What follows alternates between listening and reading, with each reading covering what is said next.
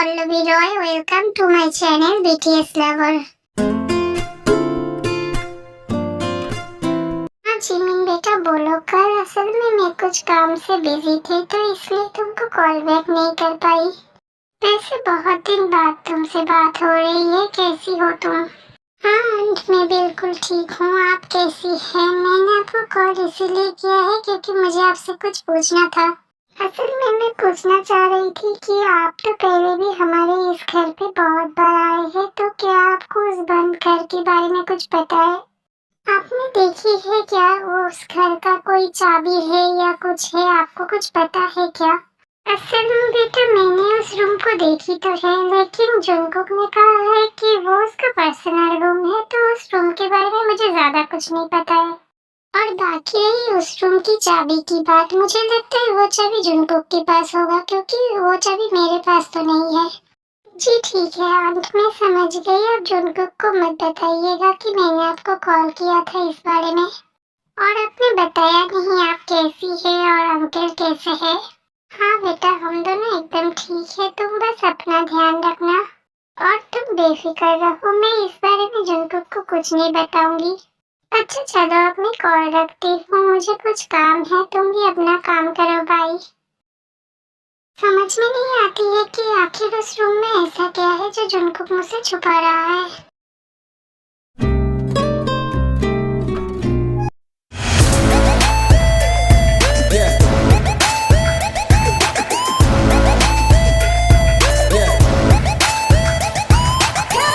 तो बताइए ससुर जी कैसे हैं आप? बहुत दिन बाद आपसे मुलाकात हो रही है।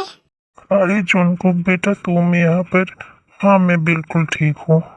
अरे ससुर जी ठीक होते ही आपने फिर से अपना बिजनेस शुरू कर दिया है, मेरे पास खबर आई है। लगता है सिर्फ इनकम टैक्स का रेट भरना आपके लिए काफी नहीं था, आप शायद कुछ और ही चाहते हैं।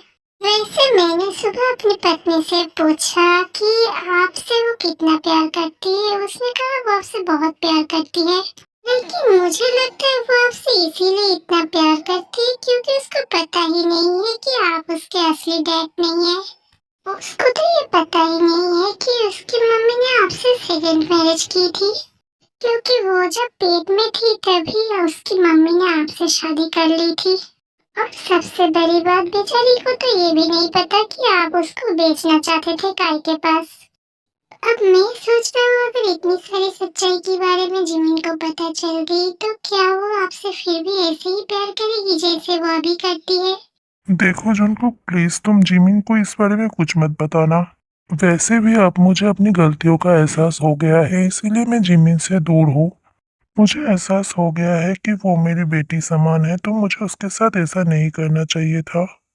वो ऐसी बात है तो तुमने जिसको पाल पोस के बड़ा किया है वो तुम्हारी बेटी समान है, और बाकी जिन लड़कियों के साथ तुम ऐसा करते हो वो कैसी है? तुम शायद भूल रहे हो उनमें से कुछ लड़कियां ऐसी भी है जो जिमिन की एज की है, तो तुम उन लोगों के साथ ऐसा कैसे कर सकते हो? वो भी तो किसी की घर की बेटियां हैं, उनके पेरेंट्स भी तो उनके लिए परेशान होते होंगे। असल में बेटा मैं ऐसा काम करना नहीं चाहता हूँ, लेकिन तुम तो जानते ही हो तुमने मेरे साथ क्या किया है। मेरे सारे पैसों पर इनकम टैक्स का रेट बढ़वा दिया और इसलिए मेरे पास अभी कोई पैसा नहीं है, तो मुझे फिर से ये काम करने के लिए तुमने मजबूर कर दिया है। अगर मेरे पास पैसे होते तो शायद मैं ये काम फिर से शुरू ना करता। वैसे भी मैं डायरेक्ट कोई क्राइम नहीं करता हूँ क्योंकि मैं लड़कियों को काय के पास भेजता हूँ और काय ही सारी जगह पर लड़कियों को सप्लाई करता है। ओह अच्छा, तो तुम्हारी सारी बातें अब रिकॉर्ड हो चुकी है और ये बातें मैं जाके जिमिन को सुना सकता हूँ। तुम अगर चाहते हो कि तुम्हारी ये घिनौनी चेहरे को जिमिन कभी ना जान पाए तो तुम मुझे काय का नंबर दे दो या फिर काय का पता बता दो। वैसे तुम ना देना चाहो तब भी कोई बात नहीं, क्योंकि मैं सिर्फ बाहर वालों के लिए एक मिनिस्टर हूँ, लेकिन मैं एक अंडरग्राउंड माफिया भी हूँ, तुम शायद ये नहीं जानते हो। तो इसलिए तुम अगर मुझे काय का पता नहीं भी दोगे तब भी मैं किसी न किसी तरीके से पता तो लगा ही लूंगा। मेरा थोड़ा सा टाइम वेस्ट होगा और कुछ नहीं, लेकिन एक बात सोच लो, अगर तुम आज मुझे काय का पता या फिर नंबर नहीं दिए तो तुम्हारे बारे में सब कुछ जिमिन को पता चल जाएगा। प्लीज बेटे ऐसा मत करो, तुम्हें काय का पता चाहिए ना, काय का नंबर चाहिए ना, ठीक है मैं तुम्हें काय का नंबर दे देता हूँ। क्योंकि मैं नहीं चाहता हूँ कि जिमिन मुझसे नफरत करे।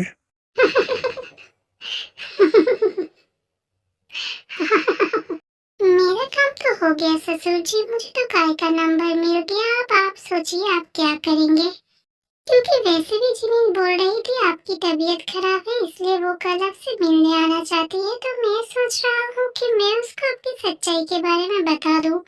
क्या पता इस सच्चाई के बारे में जानने के बाद हो सकता है वो आपके लिए मिठाई भी लेके आए साथ में।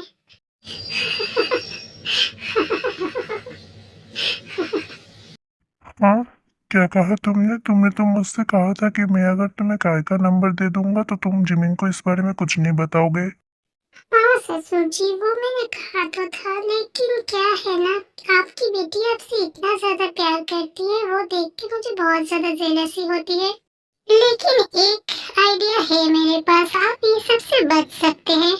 सोचिए अगर सडनली आज आप सुसाइड कर ले तो कल आपकी बेटी आकर आपसे कुछ बोल भी नहीं पाएगी और वो हमेशा आपको अच्छा ही सोचती रहेगी। ये तुम क्या बोल रहे हो बेटा? प्लीज मेरे साथ ऐसा मत करो, मैं मरना नहीं चाहता हूँ। ससुर जी एक बार सोच कर देखिए, मैं आपके फायदे के लिए ये बात बोल रहा हूँ। आप अगर खुद मर जाएंगे तो रिस्पेक्ट से मर सकते हैं, और अगर हमारे आदमियों को आपको मारना पड़ा तो शायद आपको कुत्ते जैसी मौत मिले। क्योंकि आप शायद जानते नहीं हैं कि जिन लड़कियों को आप एकदम ही रिस्पेक्ट नहीं करते हैं, उन लड़कियों को मैं बहुत ज्यादा रिस्पेक्ट करता हूँ। लड़कियों के साथ बुरा होते हुए मैं नहीं देख सकता हूँ, ये बात आप अच्छे से जान लीजिए। तो इसलिए आप अगर खुद से मर जाएंगे तो ये आपके लिए अच्छा रहेगा। नहीं बेटा, प्लीज मेरे साथ ऐसा मत करो, मैं नहीं मरना चाहता हूँ, प्लीज मुझे मत मारो। मुझे लगता है आप मेरी सीधी बातों को समझ नहीं पा रहे हैं। मुझे लगता है मुझे आपको आपकी पास्ट याद दिलानी पड़ेगी। अच्छा मिस्टर पार्क, आपको याद है आपकी मेडिकल कंपनी में एक आदमी काम करता था जिसका नाम था जियोन जेहोप? उनकी वाइफ थी जियोन आयु, आपको तो याद होगा ही। अब जरा याद करके बताइए आपने क्या किया था उन लोगों के साथ। कौन से हो? कौन? किसके बारे में बात कर रहे हो तुम? मुझे कुछ याद नहीं है इस बारे में। मैं किसी जेहोप या फिर किसी आयु को मैं नहीं जानता हूँ। मैंने कभी किसी के साथ कुछ गलत नहीं करवाया है। ससुर जी लगता है उम्र के कारण आपकी आवाज धीरे धीरे कमजोर हो रही है। चलिए कोई बात नहीं, मैं आपको याद दिला देता हूँ जेहोप और आयु कौन है। जेहोप वो इंसान है जिन्होंने आप लोगों की कंपनी में इतना सारा दवाई बन रही थी, जिन दवाइयों में गलत चीजें मिलाई जा रही थी उनका पता लगाया था। और जब उन्होंने पुलिस में जाने की बातें आप लोगों से की तो आप लोगों ने उनको मरवा दिया। और उनकी पत्नी थी जियोन आयु, जो उस दिन जेहोप के कार में ही थे, और आपकी करवाई हुई एक्सीडेंट की वजह से दोनों ही मारे गए थे। अब कुछ याद आया या फिर मुझे और याद दिलानी पड़ेगी? हाँ, मुझे याद आ गई और मुझे बोलने की जरूरत नहीं है, लेकिन तुम उन लोगों के कौन लगते हो? तुम्हें कैसे पता है इतने साल पहले घटी हुई घटना के बारे में?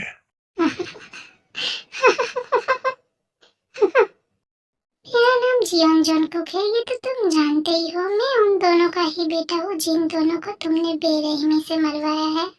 जैसे मेरे बेकसूर मॉम डैड को मरवाने के लिए तुमने 1 मिनट भी नहीं लगाया और एक बार भी नहीं सोचा, वैसे ही मैं भी नहीं सोचूंगा। अब तुम सोच लो, तुम अगर मेरे हाथों मरोगे तो कितनी बेरहमी से मैं तुम्हें मारूंगा।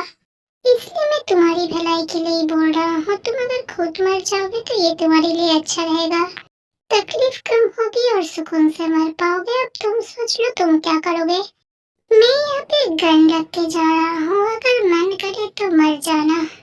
और एक बात, अगर भागने की कोशिश की तो वो सब बेकार है, क्योंकि तुम यहाँ से भाग नहीं पाओगे।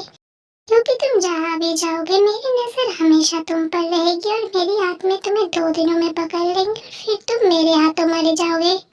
तुम अपना गन लेके चले जाओ, मैं गोली से नहीं मरना चाहता हूँ। मेरा जब मन होगा मैं यहाँ से छलांग लगा दूंगा। ठीक है, मैं गन यहाँ से ले जा रहा हूँ, लेकिन एक बात सोच लेना, तुम्हारे पास सिर्फ आज के दिन का टाइम है। हाँ ठीक ठीक है, तुम बेफिक्र होके चले जाओ, मैं आज ही मर जाऊंगा। सर एक बात कहूँ, मुझे लगता है अगर मिस्टर पार्क मारे गए तो काय आपके पीछे पड़ सकता है। जैसे मानिए आपके परिवार को कोई तकलीफ देना चाह सकता है वो। हाँ, तुम बेफिक्र रहो सुबिक, मुझे पता है ऐसा हो सकता है, इसीलिए मैं अंकल आंटी को बाहर भेज दूंगा कुछ महीनों के लिए। मेरे घर पे कड़ी निगरानी है, इसलिए मेरे घर पे कोई खतरा नहीं हो सकता है। ज़मीन हमेशा सेफ रहेगी, तो मुझे लगता है मुझे रोज को भी अपने घर पे लेके चले जाना चाहिए। उसकी तो पेरेंट्स भी नहीं है, वो कहाँ जाएगी नहीं, तो मुझे लगता है मुझे उसको अपने घर लेके जाना चाहिए। लेकिन सर रोज मैडम अगर आपके घर जाएंगी तो ऐसा हो सकता है कि जिमिन मैडम को बुरा लगे। उसको क्यों बुरा लगेगी? मैं रोज से प्यार थोड़ी ही करता हूँ, मैं तो बस उसकी सुरक्षा के लिए उसको अपने घर लेके जा रहा हूँ। और वैसे भी जिमिन बहुत ज्यादा समझदार है, मुझे नहीं लगता है कि वो मुझे गलत समझेगी। मैं सोच रहा हूँ मैं कल या परसों ही रोज को अपने घर लेके चला जाऊँ। जी सर ठीक है, आप जो ठीक समझेंगे वही कीजिए। ये मिनिस्टर जीवन की पार्ट 7 है। आप लोगों को कैसा लगा कमेंट करके बताइएगा। अगर अच्छा लगा है तो बहुत सारा लाइक कीजिएगा और मेरे चैनल को सब्सक्राइब जरूर कीजिएगा। Thank you.